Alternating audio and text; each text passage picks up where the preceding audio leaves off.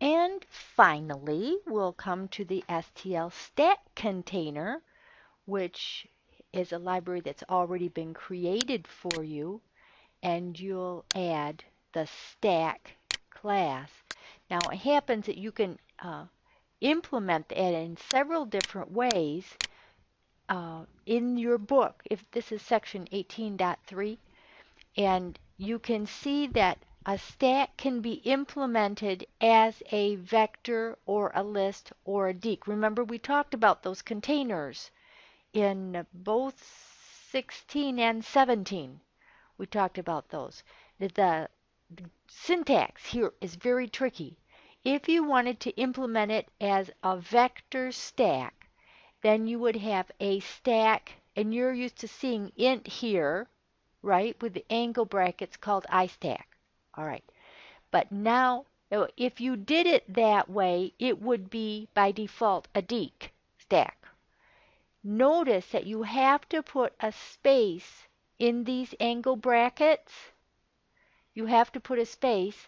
And the reason why is because when we get over to here, when we're implementing it as either a vector or a list, having those two angle brackets together would make the computer think it was a stream extraction operator. Okay, so always put the space in there. That's a good way to get an error message. If we wanted to implement a stack of ints in the container of vector of ints, then we would write that. And if we wanted to implement a stack of ints implemented as a list of ints, we would put that. And then let me come back to the program for a second. So here what we're going to do is define a stack of ints, comma, I didn't say comma, implement it as a vector of ints. So that means you need to also include the vector class, okay, the header file there, and called iStack. And I put a note spaces here. And then we have some member functions. But if you look over here, I didn't include any class header file. And that's because it's already embedded when you include that library. Well, where do you find out what the functions are? Well, I'll go back and look in the book again. And here, go to the next slide. That's table 18-3. We have an empty member function and a pop member function. I lost my mouse again. A push. The same command, the same size and top. Except we don't have to write the code for it. It's already done. Now, if you wanted to write some other code other than what's there, then you'd have to get, you can, I can use another, I don't know. That's a good question. I haven't done that before.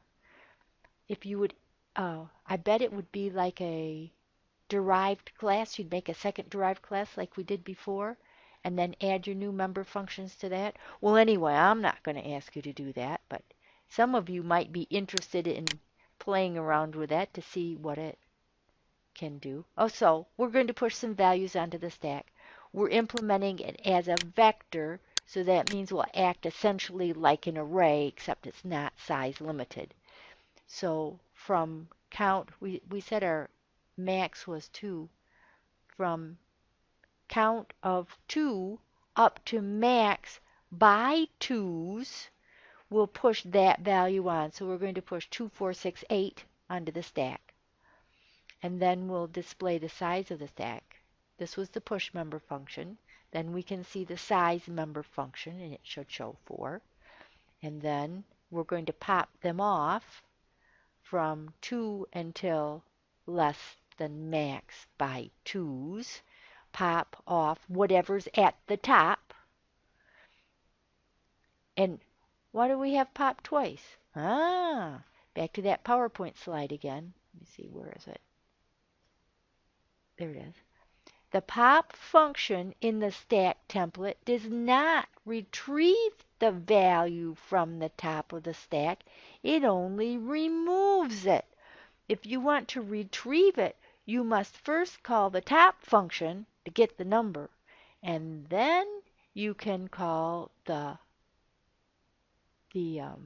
pop function to remove it. Pretty tricky. So first we'll call the top function so we can display the value, and then we'll call the pop function which will remove the value from the top of the stack. And that's the STL stack container.